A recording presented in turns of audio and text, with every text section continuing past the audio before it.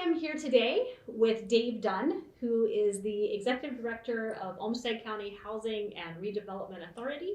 Dave and his family, his wife Jill and his daughters Claire and Grace, are also members of Christ UMC here since 2018. And so we are delighted to have Dave here today to talk with us as part of our Lenten series on being a good neighbor, about what it means to be a good neighbor, particularly with respect to his work and his role in housing here in Olmsted County. So welcome, Dave. Thank you. I'm glad to be here, Pastor Jenny. It's a great opportunity to chat. Thank you. Thanks for joining us. So I'm going to start out just asking you, from your perspective, what does it mean for you, for someone to be a good neighbor?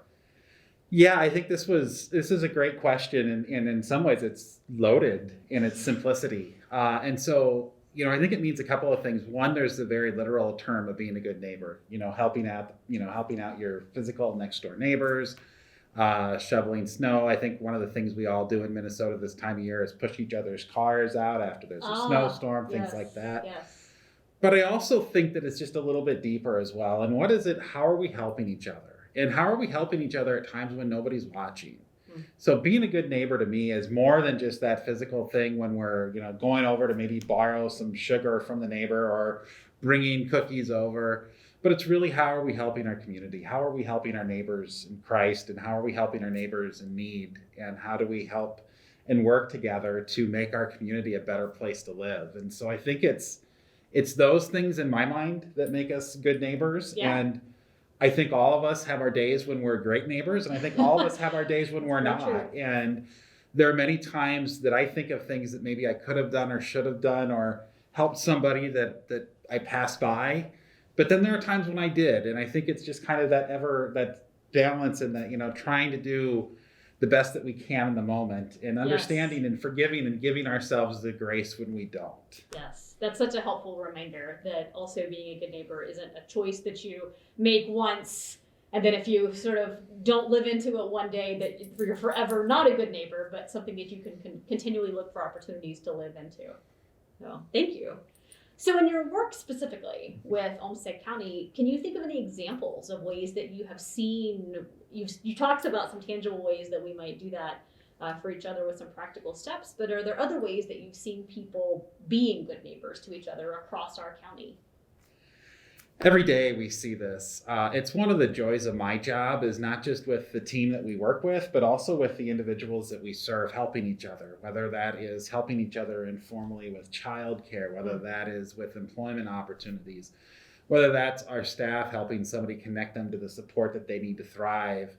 But I think that, what we see day in and day out is by having people having that stable place to live, it allows them to become good neighbors. And so by focusing on having that stability at home, then you can start to try to make the world around you a better place. And so we see a lot of examples of that in the communities that we serve, and really just with our clients that are saying, hey, we can do this, or hey, we want to do that, or so-and-so was in the hospital. So we organized a dinner, the dinner mobile or whatever, and brought dinners over for a week or two. And so we see and hear about these things every day that our clients do that demonstrate being a good neighbor, and I think demonstrate the ability to, when you don't have to worry about those fundamental things of where am I going to stay, where am I going to be, we can start to grow as a community.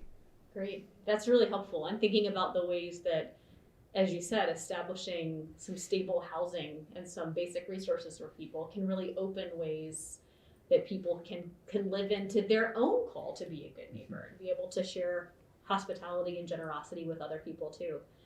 As a person of faith, how would you say that your faith informs your work, or maybe how your work informs your faith and the concept of Jesus calling us to be a good neighbor? This is my favorite question because it really makes you think about what you do and why you do it.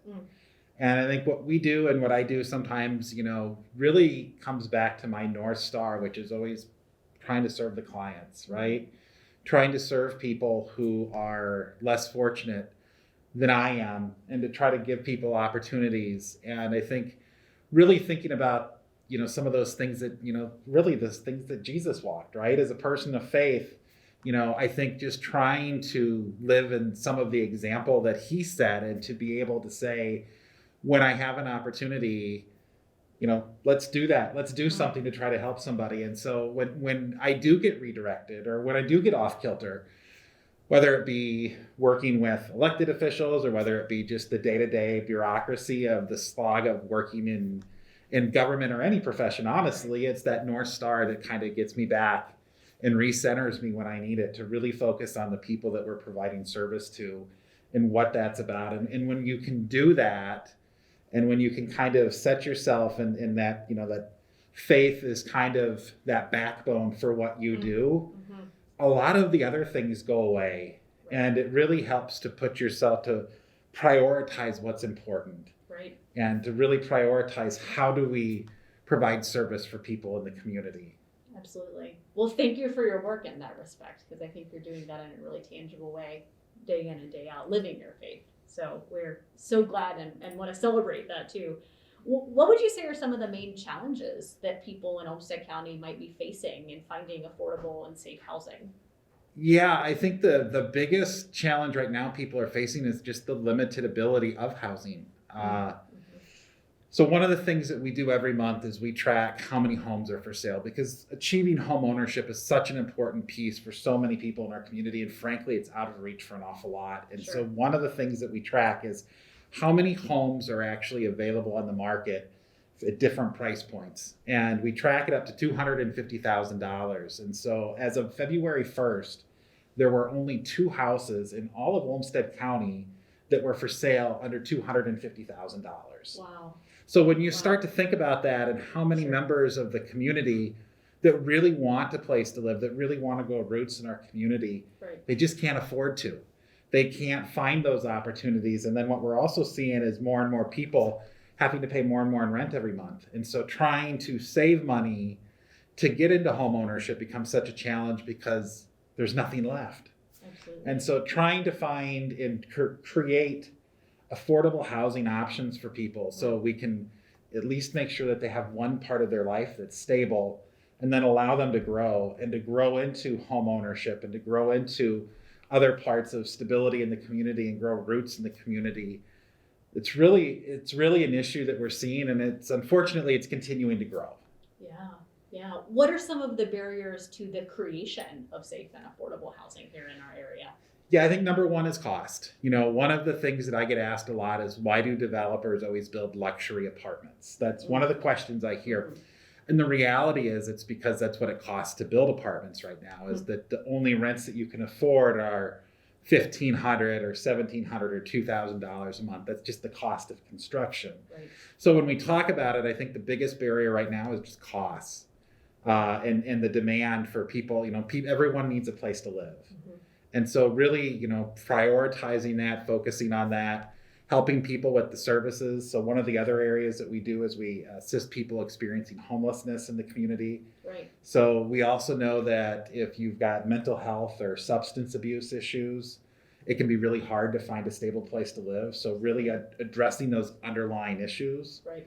And so, it has to be for different people along the spectrum of where you might be in life. There's different issues. I know there's also issues for people who are aging. Right. So for our aging population, trying to find different options, the long idea was that either, and it's what I still joke with my parents about, is that either they're in their home or I'm going to put them in the home.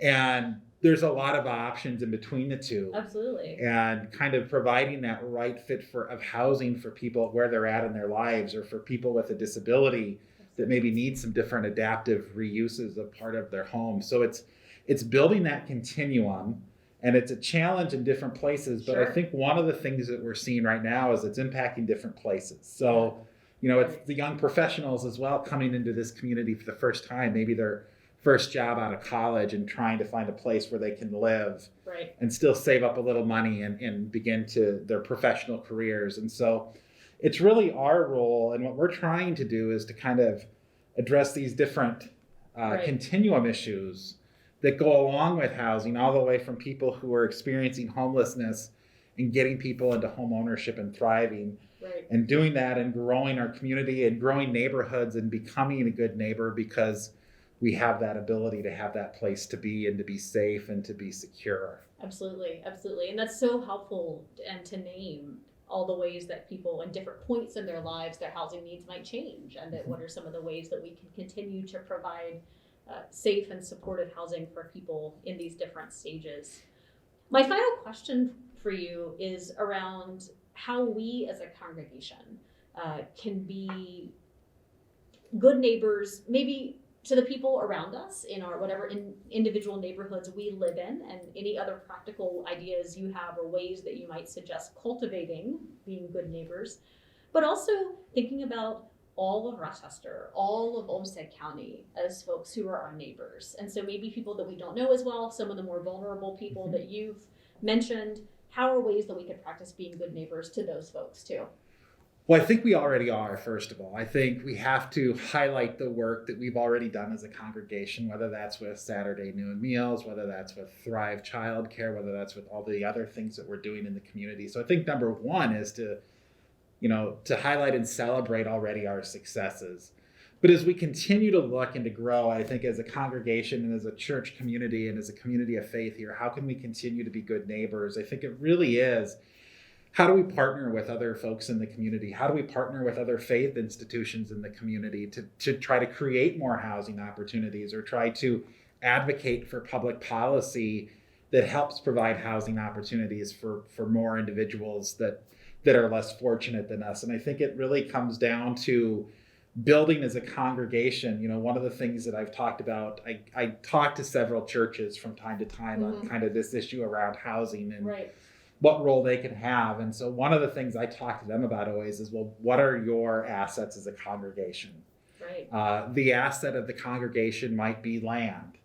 Right. It might be location. It might be that you have a dedicated group of volunteers that are willing to work with Habitat for Humanity to build a home. Right. There's a lot of different ways when you start to think of the practical pieces that you can do this, along with, of course, financial support. But sure. But I think there's a lot of pieces to that puzzle that, being a good neighbor. But I think it really comes down, and as I think about this, there's a whole bunch of big stuff, but it's really that little stuff. Yeah. It's really that opportunity when we have that interaction to say hello to somebody, to ask them how their day is going, to give them just the gentle nudge at times when somebody's struggling, and just to be there and to be somebody that helps. And I think the more that we do that as a community, as a congregation, the more the other things just kind of take care of themselves. Absolutely. Those personal one-on-one actions. And thank you for mentioning and lifting up some of the ministries that here maybe you're part of being a good neighbor here in our part of the city as well. Dave, it has been such a pleasure to talk with you and to think about this topic and what it means to be a good neighbor. I think there's a particular connection with your work and how to do that, but it's just a great question, and you've given us so much to think about and to reflect on. Thank you very much. Appreciate it. Thank you. Thanks, everybody. We'll be offering this as part of our How to Be a Good Neighbor series during Lent, and look forward to hearing more. Thank you.